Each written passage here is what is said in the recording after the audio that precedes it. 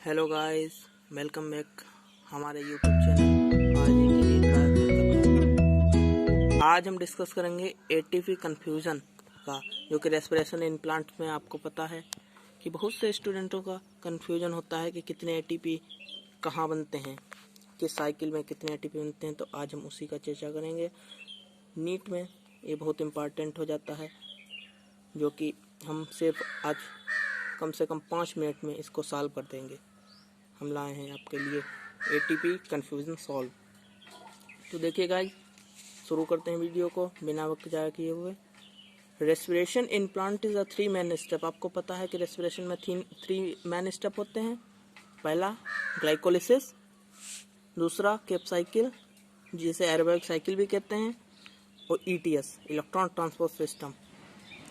3 man step जो कि एक के बाद एक आते हैं। ये भी ध्यान रखना कि सीक्वेंस वाइज, फिर ग्लाइकोलिसिस, फिर कैप साइकिल, फिर ATS electron transport. Cape cycle और इलेक्ट्रॉन ट्रांसपोर्ट सिस्टम जो कि एरोबिक साइकिल में ही आता है। तो एटीपी का ग्लाइकोलिसिस में एटीपी कंक्लूजन क्या है, तो 4 एटीपी हमें मिलते हैं पूरे। तो 4 एटीपी में से 2 एटीपी कंज्यूम हो जाते हैं भाई।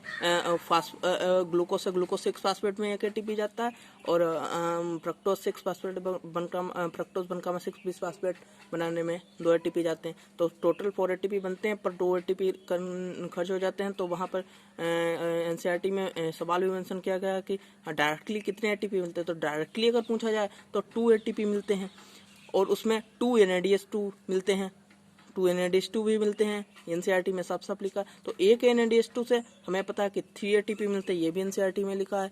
तो टोटल हमें 3 2 जा 6 इसके और 2 इसके, तो 2 एटीपी। तो टोटल नेट, अगर नेट गेन पूछा जाए तो net gain of the ATP is 8 ATP. ये total gain of the ATP. Directly पूछा जाए तो 2 एटीपी। अब सॉल्व हो गया तो 3 दूनी 6 इसके और 2 इसके, तो टोटल मिला के 8 एटीपी। तो net gain of the ATP is 8 ATP glycolysis का।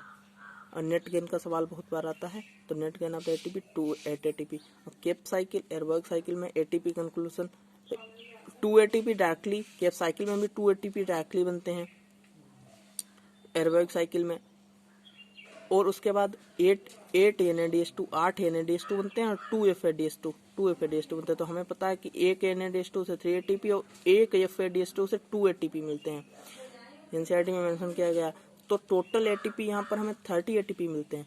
तो 2 डायरेक्टली, और 8 जब ये aerobic cycle electron transport system में जाएंगे तो ये NADH2 FADH2 एनर्जी पैदा करेंगे, जो कि एक NADH2 से 3 एटीपी और एक FADH2 से 2 एटीपी। तो टोटल 8 दूनी 16, 8 दिए 24 और 2 दूनी 4, 24 4 28, और 28 2 30, तो 30 एटीपी। तो ये इलेक्ट्रॉन ट्रांसपोर्ट सिस्टम में ही बनेंगी एटीपी। ये 8 NADH2 और FADH2 का ऑक्सीडेटिव फॉस्फोरिलेशन आपको प्रोसेस पता है कि इलेक्ट्रॉन ट्रांसपोर्ट में होता है, तो वहीं पर इसका यूज होता है, और इसका भी वहीं पर यूज होता है। तो डायरेक्टली तो 2 एटीपी इसमें भी बनते हैं, 2 एटीपी इसमें भी बनते हैं। सबसे ज़्यादा ये भी सवाल आता है, सबसे ज़्यादा किसमें एटीपी बनते हैं। तो सबसे ज़्यादा इलेक्ट्रॉन ट्रांसपोर्ट सिस्टम में ही एटीपी बनते हैं, क्योंकि वहाँ पर ऑक्सीडेटिव फास्फोरिलेशन होता है, जिनका NADH2 और ऑक्सीजन की उपस्थिति में, क्योंकि ऑक्सीजन टर्मिनल ऑक्सीडेशन होता है, कैरियर होता है, इलेक्ट्रॉन ट्रांसपोर्ट कैरियर होता है। तो इलेक्ट्रॉन ट्रांसपोर्ट में NADH2 FADH2 electron transport system में ही बनते हैं।